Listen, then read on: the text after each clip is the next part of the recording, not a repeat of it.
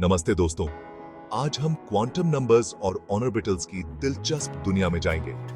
ये चीजें समझना बहुत जरूरी है कि परमाणु कैसे काम करते हैं, खासकर एनईटी और जेईई जैसे एग्जाम्स के लिए। परमाणुओं को छोटे ब्रह्मांडों की तरह समझो, जहां इलेक्ट्रॉन एक नाभिक के चारों ओर घूमते रहते हैं। इन इलेक्ट्रॉनों की जगह और ऊर्जा को बताने के लिए हम क्वांटम नंबर्स का इस्तेमाल करते हैं। ठीक उसी तरह क्वांटम नंबर्स हमें विशाल परमाणु में इलेक्ट्रॉनों का पता बताते हैं। तो चलिए शुरू करते हैं और इन रहस्यों को साथ मिलकर खोलते हैं। सबसे पहला क्वांटम नंबर जो हम जानेंगे वो है प्रिंसिपल क्वांटम नंबर, जिसे n से दर्शाते हैं। यह संख्या इलेक्ट्रॉन के एनर्जी लेवल को बताती है। इसे एक अपार्टमेंट बिल्डिंग में फ्लोर नंबर की तरह समझो, जहां ऊंचे फ्लोर ज्यादा एनर्जी लेवल को दिखाते हैं। एन कोई भी पॉजिटिव इंटीजर हो सकता है, जैसे 1, 2, 3 और ऐसे ही आगे, जहां बड़े नंबर नाभिक से दूर और ज्यादा एनर्जी लेवल दिखाते। उदाहरण के लिए n=1 लेवल में एक इलेक्ट्रॉन नाभिक के सबसे करीब होता है और उसकी एनर्जी सबसे कम होती है, जबकि n=3 लेवल में एक इलेक्ट्रॉन दूर होता है और उसकी एनर्जी ज्यादा होती है। प्रिंसिपल क्वांटम नंबर हमें एक इलेक्ट्रॉन के क्षेत्र के आकार का भी अंदाजा देता है। ज्यादा एनर्जी लेवल में बड़े ऑर्बिटल्स होते हैं, मतलब इलेक्ट्रॉन के पास नाभिक के चारों ओर घूमने के लिए ज्यादा जगह होती है।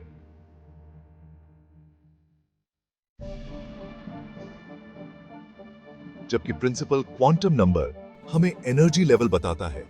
अजीमुथल क्वांटम नंबर, जिसे L से दर्शाते हैं, हमें इलेक्ट्रॉन के ऑर्बिटल का आकार बताता है। L का मान 0 से लेकर n-1 तक हो सकता है। L का हर मान एक खास ऑर्बिटल आकार दिखाता है। उदाहरण के लिए L=0 एक गोलाकार s ऑर्बिटल दिखाता है।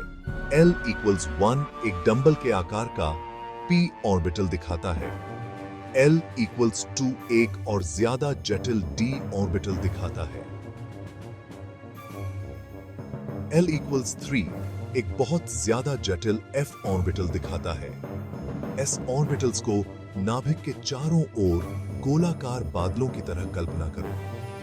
p ऑर्बिटल्स डंबल की तरह दिखते हैं और d और f ऑर्बिटल्स के आकार और भी ज्यादा जटिल होते हैं।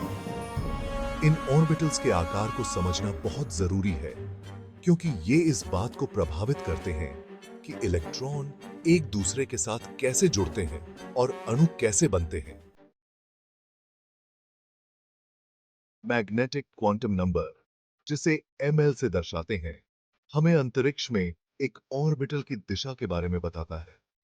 कल्पना करो कि आप एक डंबल के आकार का p ऑर्बिटल पकड़े हुए हैं। आप इसे अंतरिक्ष में अलग-अलग दिशाओं में घुमा सकते हैं। इसी तरह ऑर्बिटल्स की एक एनर्जी लेवल में अलग-अलग दिशाएं हो सकती हैं। ml का मान -L से +L तक हो सकता है, जिसमें 0 भी शामिल है। उदाहरण के लिए L=1 O है p ऑर्बिटल के लिए। ml का मान -1, 0 या +1 हो सकता है, जो 3 संभावित दिशाओं को दर्शाता है। इसका मतलब है कि हर p ऑर्बिटल आकार के लिए वास्तव में 3 अलग-अलग ऑर्बिटल्स होते हैं, जो हर एक अलग दिशा में होते हैं। यही बात d और f ऑर्बिटल्स पर भी लागू होती है, जिनके जटिल आकार के कारण और भी ज्यादा संभावित दिशाएं होती हैं। Section 5, spin quantum number ms, electron spin को जाने। आखिरी quantum number spin quantum number है, जिसे nms से दर्शाते हैं।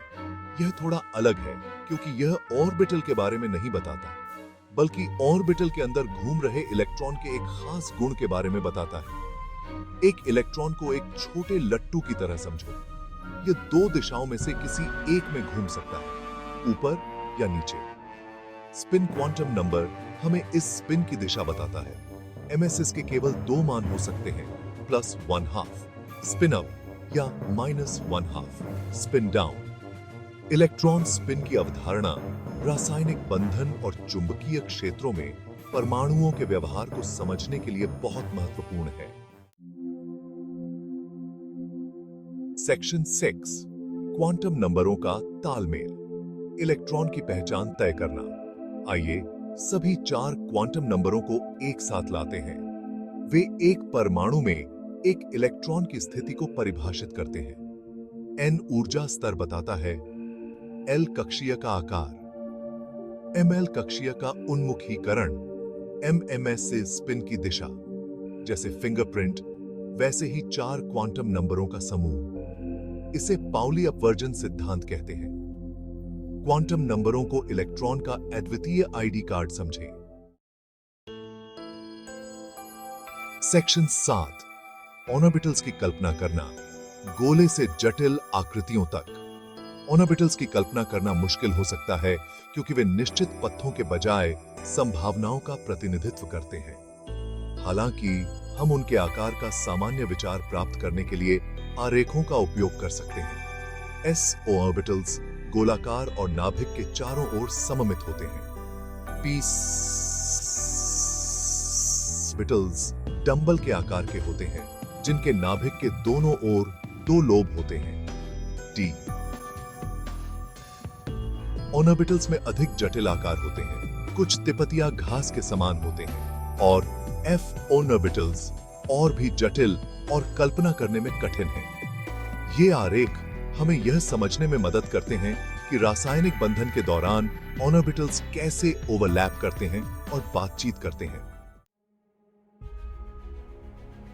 सेक्शन 8 क्वांटम छलांग और स्पेक्ट्रोस्कोपी। उन ऊर्जा स्तरों को याद रखें जिनके बारे में हमने बात की थी।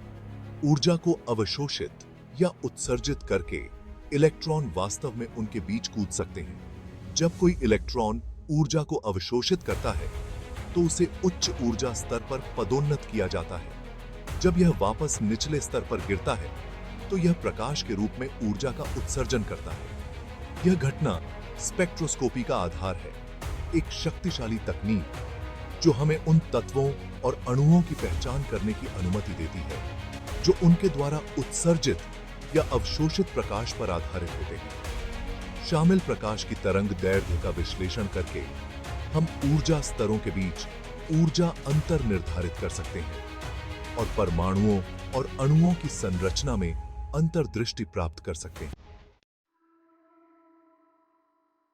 सेक्शन 9 परीक्षा में सफलता के लिए क्वांटम नंबरों में महारत हासिल करना।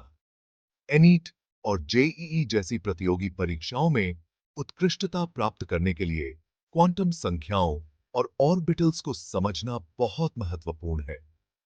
इन परीक्षाओं में प्रश्न अक्सर किसी इलेक्ट्रॉन के लिए संभावित क्वांटम संख्याओं को उसके ऊर्जा स्तर या कक्षीय को देखते हुए निर्धारित करने की आपकी क्षमता का परीक्षण करते हैं।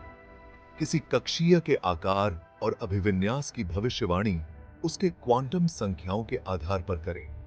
क्वांटम संख्याओं को इलेक्ट्रॉन विन्यास, आयनीकरण ऊर्जा और परमाणु स्पेक्ट्रा जैसी अवधारणाओं से जोड़ें। इन अवधारणाओं को समझकर आप परीक्षा के प्रश्नों की एक विस्तृत श्रृंखला से निपटने और रसायन विज्ञान में एक मजबूत नींव बनाने के लिए अच्छी तरह से सुसज्जित होंगे। 10वां खंड आगे, इलेक्ट्रॉन विन्यास और परीक्षा अनुप्रयोग। क्वांटम संख्याओं और ऑर्बिटल्स के माध्यम से इस यात्रा को पूरा करने के लिए बधाई। आपने परमाणुओं की सूक्ष्म दुनिया में बहुमूल्य अंतर्दृष्टि प्राप्त की है, लेकिन रोमांच यहीं खत्म नहीं होता है। हमारे अगले सत्र में हम यह पता लगाएंगे कि ये अवधारणाएं इलेक्ट्रॉन विन्यासों पर कैसे लागू होती हैं। एक परमाणु के भीतर इलेक्ट्रॉनों की व्यवस्था। हम यह जानेंगे कि इलेक्ट्रॉन विन्यास कैसे लिखते हैं, उनके महत्व को समझते हैं और उनका उपयोग रासायनिक गुणों की भविष्यवाणी करने और परीक्षा के प्रश्नों को हल करने के लिए करते हैं। तो बने रहें और परमाणु संरचना की अपनी समझ को अगले स्तर तक ले जाने के लिए तैयार हो जाइए।